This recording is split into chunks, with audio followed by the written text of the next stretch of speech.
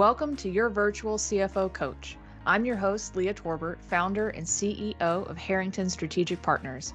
I've spent my entire career working in the startup world, scaling businesses to multi-7 and 8 figures. I built this podcast to share all of that knowledge with you and make your path to success shorter and easier. Tune in each week as I cover topics including financial analysis, cash flow management, holistic strategy, mindset, and more. Now for today's episode. Lack of cash flow is the number one reason businesses fail. One of the reasons for this is that many small business owners don't know how to measure their cash flow. Without measuring cash flow, determining whether changes are having a positive or negative effect on the business can be somewhat subjective. Do any of these sound familiar? Sales cures all. If I just sell more, my cash flow will immediately get better. Let's cut expenses across the board by 25%. That should close the gap. Or how about this one? I'll call the bank and borrow some more money. They know I'm good for it. All of these will give you the feeling of having more cash flow, but can have hidden costs associated with them and actually cause more trouble down the road. There are costs associated with increasing sales. Depending on your business, those costs may come before you collect a dime, like bringing on additional contract labor to complete a job or buying inventory. If you have to pay the bill before your customer pays you, that's negative cash flow. What about cutting expenses?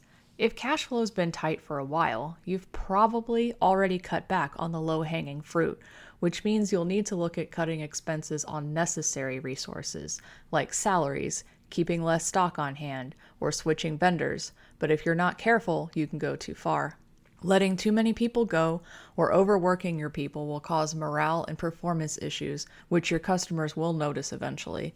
If you drop your stocks too low, you may not be able to meet your customers' needs on time. Switching vendors may save you some money, but do your research to make sure they provide at least the same quality service as the vendor you're replacing them with. And cheaper is not always better.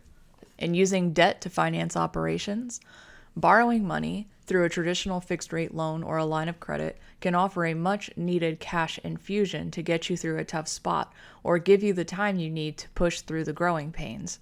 Where you can get in trouble is not understanding the long-term impacts of repaying the loans.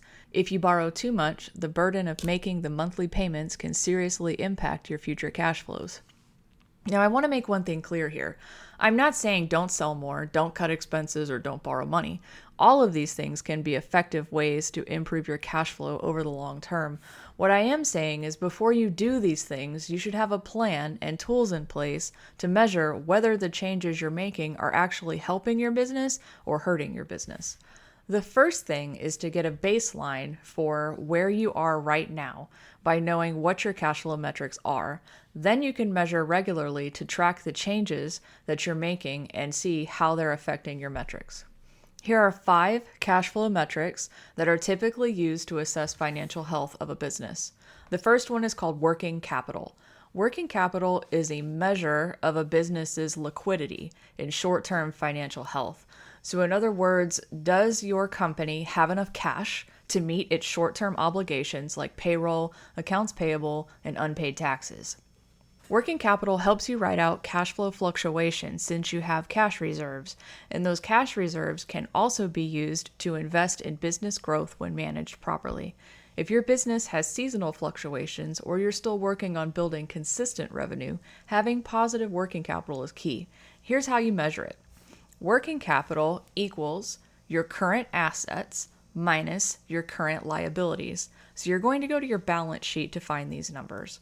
If your current assets are $500,000 and your current liabilities are $350,000, then your working capital is a positive $150,000. If this situation is reversed, $350,000 in current assets and $500,000 in current liabilities, then you have a negative working capital of $150,000. Companies with negative working capital are not able to meet their operational needs. They can't pay all of their bills on time, may have difficulty raising funds to bridge the gap. Measuring the change in your working capital over time can help you make more informed business decisions and see what the short and long-term impacts of those decisions are. Cash flow metric number 2 is your operating cash flow / operating cash flow ratio. So operating cash flow measures the amount of cash that your business generates through its core operations. Positive operating cash flow means that you can maintain and potentially grow your operations. Negative operating cash flow means that you may need to take on debt to pay your bills in the short term or if you want to expand. It can be calculated in a couple of ways. The most common way is the direct method. Under the direct method, you calculate your operating cash flow as your total revenue minus operating expenses paid in cash. Now, those last two words are really important. In cash. You only want to include expenses that you have actually paid for already. These are not bills that are sitting in your AP that you haven't paid for yet. These are only expenses that you've already paid for. Again, that's operating cash flow under the direct method, total revenue, minus operating expenses paid in cash. Under the indirect method, operating cash flow is calculated as your total revenue minus your cost of sales plus your depreciation expense minus your taxes plus or minus the change in working capital.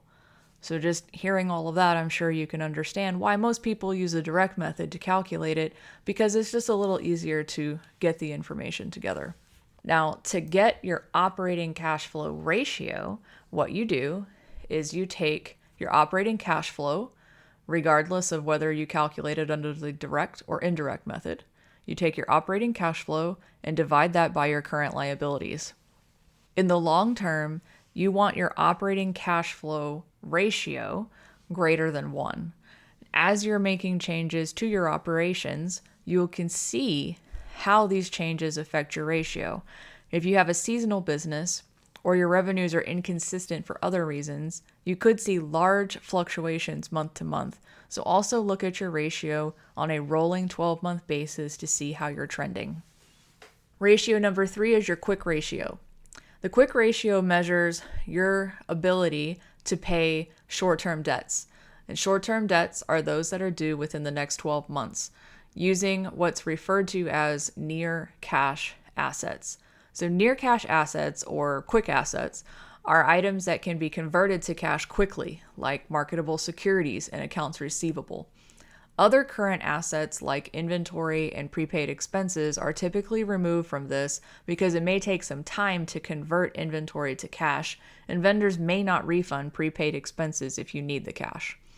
So your quick ratio is calculated as the total of your quick assets divided by your current liabilities.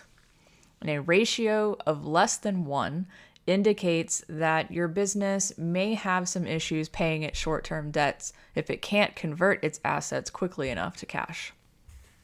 The next ratio we're going to talk about is your accounts receivable turnover. The accounts receivable turnover ratio measures how quickly your business collects its accounts receivable. So in other words, are you efficient at collecting customer payments or not? AR turnover is calculated as your total credit sales divided by your average accounts receivable. So note here that total credit sales are used in the calculation, not total sales. You want to measure using only sales that were handled on credit terms to get an accurate calculation. And if you're not sure how to calculate average accounts receivable, what you do is you take your beginning AR balance for the period that you're measuring and your ending AR balance for that same period, and then you divide them by 2. A low receivables turnover could indicate things like poor quality customers, inadequate credit policies, issues in the order process causing delays in payment, and poor collections processes. So you can start to dive into these things and see where you can make incremental improvements to try to increase your AR turnover rate and get some cash coming in the door faster. And then we're going to look at your accounts payable turnover. The accounts payable turnover ratio measures how quickly your business pays its vendors, and it's calculated as your total supply purchases divided by your average accounts payable. So what does supply purchases mean? I want you to think of these as your cost of goods sold for the period. To calculate average AP, you're going to take the beginning AP balance and the ending AP balance for the period that you're measuring add them together, and then divide that by 2. Over time, a higher accounts payable turnover ratio indicates that you are paying your vendors faster, and a lower ratio indicates that you're paying your vendors slower. But there could be a wide range of reasons why those numbers change. Fluctuations in this ratio could indicate active cash flow management. You're paying your vendors on time versus early or a few days late to manage other cash flow commitments that you have in your business, and this is perfectly normal. If you negotiate longer payment terms with your vendors, your ratio will go down over time because you're keeping your cash longer, but it's not a negative thing because it's happening on purpose. However, if your ratio continues to drop and it falls too far outside of your average payment term, this could indicate that you have an actual cash flow problem in your business that needs to be addressed. So when you're looking at managing your cash flow, how do you get started? The first thing is to set up a quick spreadsheet with these ratios. And then you can drop your data by month into the spreadsheet. I recommend tracking over a rolling 12-month period to account for random fluctuations in the data so that you can see how you're trending over time instead of panicking because one month looks really bad, or thinking that everything is great because your numbers look really good for the month that you've measured. And then I want you to make some notes on any of the process changes that you've made in the period. Did you negotiate new payment terms? Did you work on your collections policy? Are you sending out customer statements every month?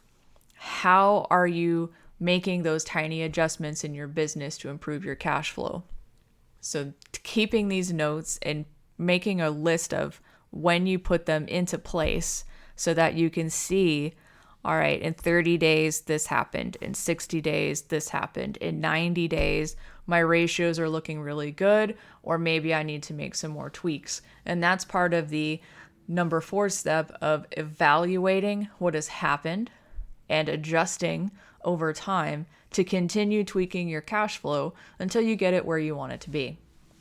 Now, you go through all of this and you get your spreadsheet set up and it's great, but then maybe you get to the point where you're like, I don't really know what to do to make these changes.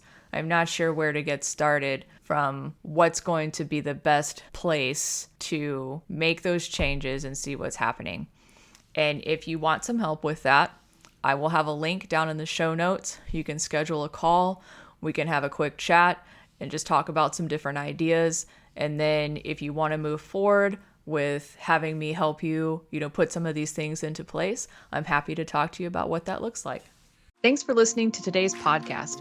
If you enjoyed what you heard today, please share with your network and leave a review so our podcast can have a greater impact. If you have any comments or additional topics you'd like discussed on the show, let me know. Before you go, connect with me on LinkedIn and let's keep the conversation going.